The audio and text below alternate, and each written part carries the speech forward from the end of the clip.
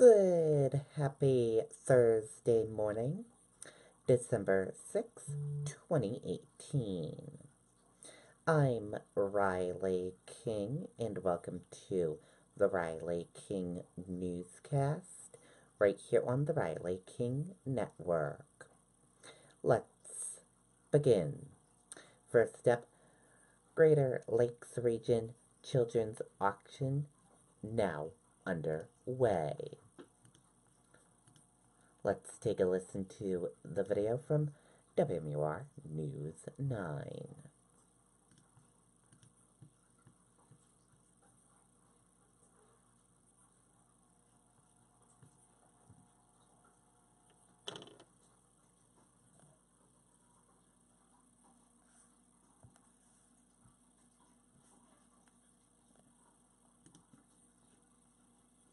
Get jingly at the Made in New England Expo. Experience the incredible array of New England. The 37th Greater Lakes Region Children's Auction is in full swing. A 5-day auction jam-packed with donations large and small. Community volunteers last year raised nearly $540,000. In addition, money is being raised at 24-hour fundraisers at Patrick's Pub and Eatery in Guilford, and that all starts tomorrow morning. To over 50 charities that are focused on helping children, whether it's with immediate needs like food and clothing and Christmas presents we consider an immediate need because it's really, bringing the spirit of Christmas just fulfills the heart.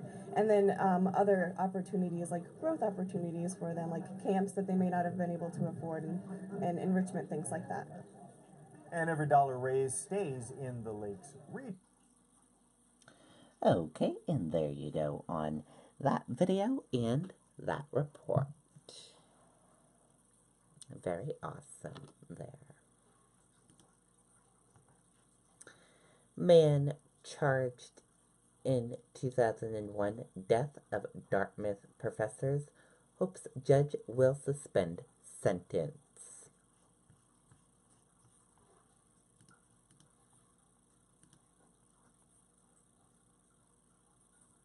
Let's take a listen to the video from WMUR News 9.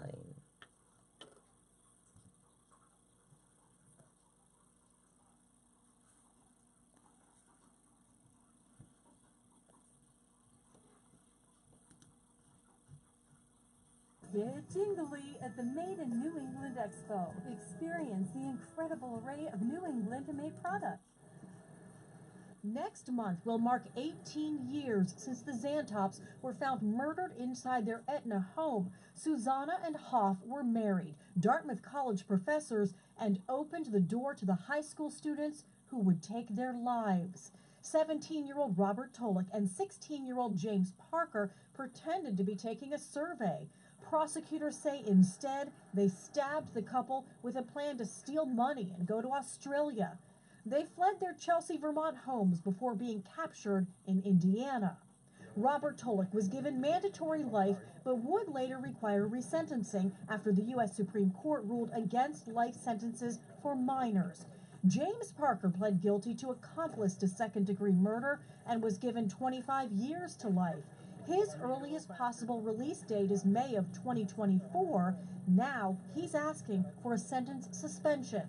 His attorney writing, Jim knows that the anguish his actions caused the Zantops' daughters, family, and friends is immeasurable, citing his age at the time of the crime and his behavior in prison, saying he earned a master's degree, is involved in art, theater, music, and coaching sports.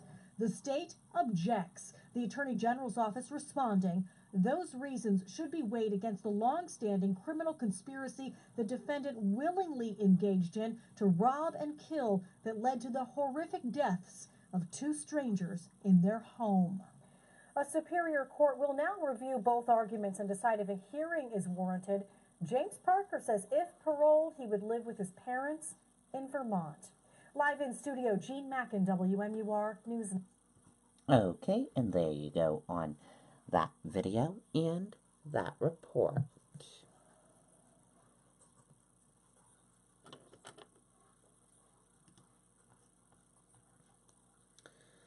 Massachusetts veteran, one of few remaining Pearl Harbor survivors, hailed as hero.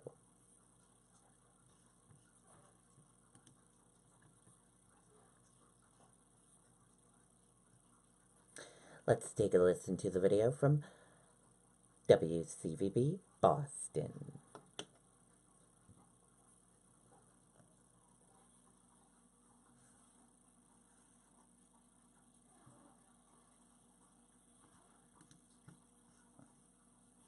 Get jingly at the Made in New England Expo. Experience the incredible array of New England to make. Come out of my head. They're going to the battleships.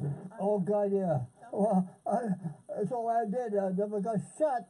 At 98 years old, Brockton resident George Hersey is one of the last Pearl Harbor survivors and World War II vets in Massachusetts. From the tobacco fields of North Carolina, he joined the Army at age 20. The Japanese attacked Pearl Harbor December 7th, 1941. The panic and pain still so vivid.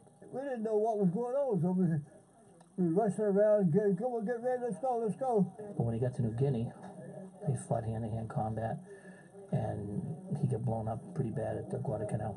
My job was to unlock all the gun racks for the guys who had the guns. We had no ammunition. and the funny thing about that. There he is. Hi, John. Hello there, Jack. Interrupt his story and he picks right up, eager to share with the next guest. George's birthday was actually in October. Today was just a surprise to honor him, to mark the coming of Pearl Harbor Day. George says he's not afraid to die. As the only survivor from his battalion, he knows he's just getting closer to seeing his best friends again. Very hard, he cries sometimes. Yeah, and I just wanted to thank you for your service, and thank your son for inviting me here today on your birthday. Tommy Cruise? Tim Cruise. Tim Cruise. Yeah, I just look like Tom Cruise. Okay. But you know what? They don't make them like you anymore. What do I you hope not. Humor and humility, part of the fabric of this American hero. In Brockton, Rondella Richardson, WCVB News Center 5. Okay, and there you go on that video and that report. And tomorrow is the day of remembering Pearl Harbor.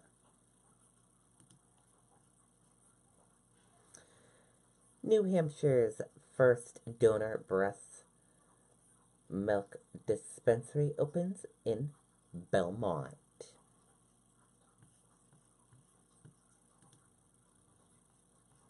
Let's take a listen to the video from WMER News 9, Suzanne Rowntree.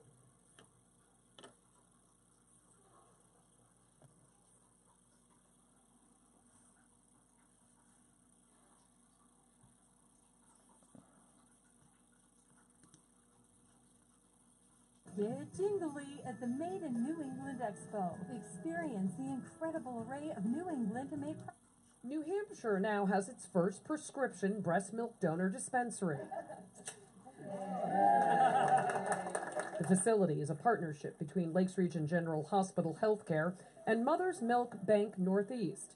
Donor milk is needed for a variety of reasons. 2.5-year-old Ella was born with hypoglycemia, and her mother's breast milk hadn't come in yet, and Ella needed help. My option was try her on formula to try to get her sugars up, or to try some donated breast milk. And being as dedicated to breastfeeding as I was, I knew what my answer was going to be. I said, well, absolutely, if we have breast milk, I'd love that. And sure enough, that did the trick. That brought her right out of the woods of hypoglycemia, and that was all she needed. Babies can receive donor milk in the hospital, but once home, families had to order the milk from Mother's Milk Bank Northeast in Massachusetts. Doctors say the dispensary helps ensure access to much-needed milk. Not only is this the first dispensary in New Hampshire, it is the first dispensary in the Northeast. This Belmont facility will then become the role model for all future dispensaries. The milk bank collects from mothers who have more milk than their babies need. We take the milk from about 3 or 4 moms, and we will combine it in a big beaker in our lab, and then our lab techs will pour it into little tiny bottles, and the bottles go into the pasteurizer. For safety reasons, donors are screened and must get physician approval. In Belmont, Suzanne Rowntree, WMUR News 9. Okay, and there you go on that video and that report.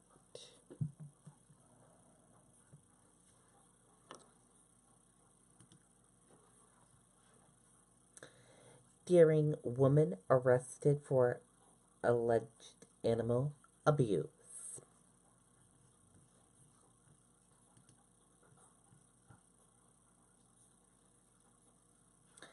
A Deering woman has been arrested on suspicion of animal abuse after a lengthy investigation by police.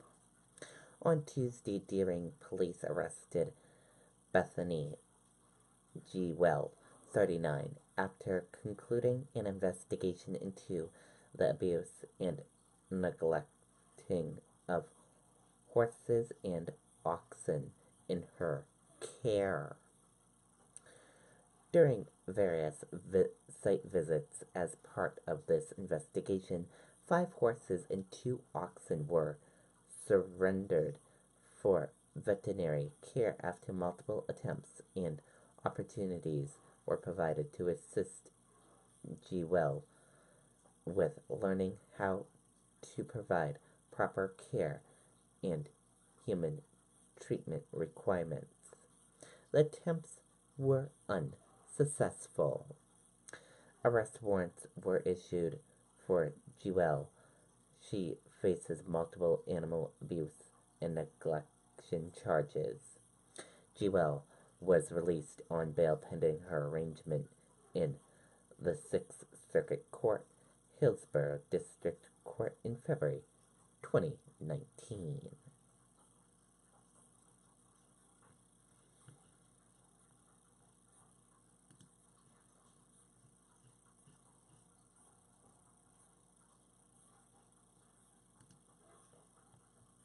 And let's take a look at your European stock market and see how your European stock market looks like today. And everything is in the red this morning in the European location.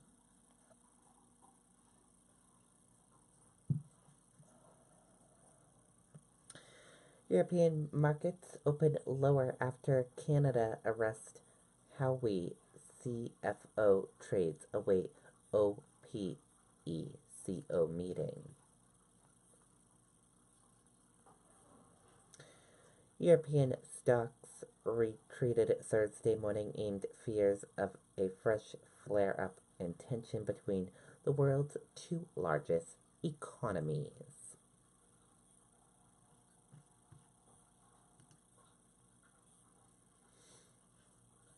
Presidential funeral train will be the first in nearly 50 years.